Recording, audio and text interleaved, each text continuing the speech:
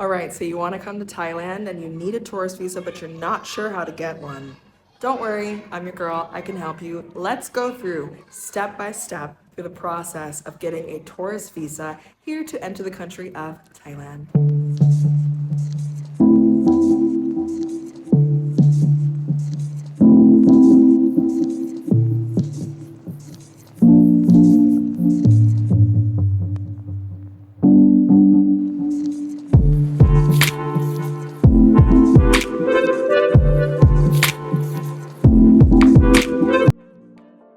Now, if you're new here, my name is Tiara. I'm an American expat that's been living here in Thailand for a whole year, and I am here to help you with all of your needs to move abroad, as well as to move abroad specifically to Thailand. Now, let's get into the tourist visa process.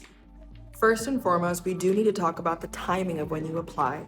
So a tourist visa is typically going to take anywhere from 3 to 7 days to be approved. So you need to keep that in mind if you're trying to apply prior to coming to get approved prior to arriving. Now, there are several points to this process, but it's not just the tourist visa, okay? So first and foremost, budget for the time. The second thing is you're going to need what's called a TDAC, which is a Thailand Digital Arrival Card. This comes essentially as a requirement for any entry. It doesn't matter if you're coming on your passport, it doesn't matter if you're coming on a tourist visa, it doesn't matter if you're coming on a retirement visa, it doesn't matter what type of visa, you need an arrival card. Now, I'm gonna show you what it looks like on your screen to do that as well as the tourist visa. All right, so again, like I said, you need that arrival card, okay? That doesn't matter if you're on a visa, that doesn't matter if you're coming with your passport eligibility rights. So there are a lot of fakes out there. Make sure you take note of this. It's https tdac.immigration.gov.th. Again, there are fakes out there. You should not have to pay for a digital arrival card. This is free. So we're gonna click on this link, and once we get here, we need to fill out an arrival card. Now it verifies that you're a human, that's important. And then we're gonna go here to arrival card. This is where you're gonna be able to put all your information. So your family name, AKA your last name, your nationality, your citizenship. So let's say for me, right, it's United States of America, first name, passport number, and of course, your country of residence, your occupation. They just like to know that because, again, they want to make sure that you can support yourself while you're here in Thailand as a visitor. Your visa number. If you already applied for a tourist visa, which I suspect that you haven't because you're here on this video, but let's say that you did, this is where you would put that number, okay? So let's go to the second screen. All right, so next in the second step, trip and accommodation information. That's where you're going to put your date of your arrival. You're going to put the country where you boarded. So if you boarded, let's say in the United States, this is where you're going to put that. If let's say you're traveling from somewhere else, let's say like, I don't know, Vietnam, maybe you're doing a trip there prior, you're going to want to put that because it's going to show when you put in your flight information down here, it's going to show the country that you came from, and that's going to show where they're looking for a stamp from, okay, in your passport. Next, you'll choose your purpose of travel. Again, a lot of this is intuitive. You came in, let's say, through air, but you can also choose land or sea because that does happen. Mode of transport, right? Flight number, and then when you're going to leave. Now, some people here, right? Depending on when how you're choosing to go about things. If you're going to just straight up leave Thailand, then you can go ahead and put your date of departure, your flight information, or your mode of transportation and accommodation information, okay? So where are you staying? Is it a hostel? Is it a hotel? Is it a rental home? Where are you staying? So you're gonna put all the information here. Don't worry, whoever owns or manages that property will give you, of course, all of this information. You'll know what's the district, sub-district, postcode, all that kind of fun stuff. The last thing you do is the health declaration. And the health declaration is basically saying you're healthy, you haven't been in certain countries that have certain diseases, blah, blah, blah, within a certain frame of time. This is just to make sure that, of course, you are not patient zero bringing something into Thailand, which is respectful. And then, of course, you are going to press submit and you will get an email confirmation.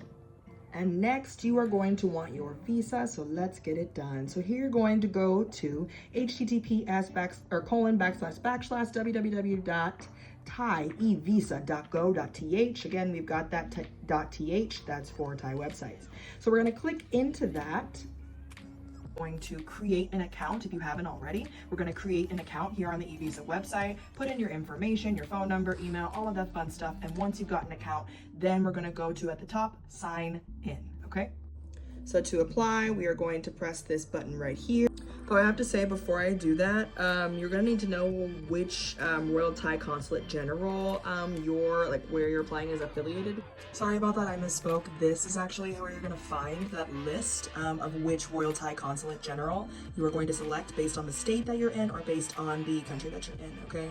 So take note of that. This populates based on what you select in terms of current location, and I put mine as United States, so here we see right there, and that'll tell you what you need there.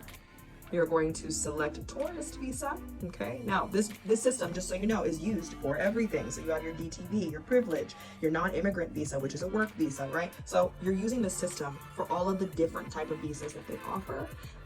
So purpose of visit, right? So for this one, I would personally put tourism and leisure activities because it's a tourist visa at the moment.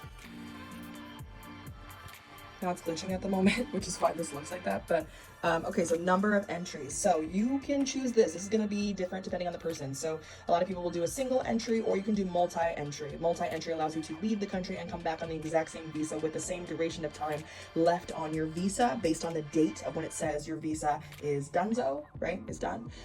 Or single entry. A lot of people get single entry if they're not planning on like leaving and going somewhere else and then coming back during that time frame. And remember, it's during that 60-day time frame. So let's go ahead and put single. All right, so here's a very important part of the application that got me some revisions when I did it a long time ago. So this one, there is a photo that you're gonna have to upload that meets certain requirements. Now, here's an example, right? So clear photo, clear background, making sure that your eyes are visible, so no glasses, right? Making sure that you've got everything that you need here for a clear photo for them to be able to see who you are in addition to your identification documents. And then let's get back into here. So you're also uploading, like I said, your identification documents. So for me, for example, it was a passport. So you're going to upload your passport, like the biometric page. They will tell you if they need a clearer photo. And then of course you put in the rest of your personal information and information related to those documents, your travel documents, your passport, right? Date of issue, place of issue, date of expiration, your address. So where do you live? Your home location, okay? Even if you're planning on moving, you need to put your home location or your address that you have in the United States, your occupation, the company that you work for, and annual income. This is just basically telling them that you're able to support yourself, right?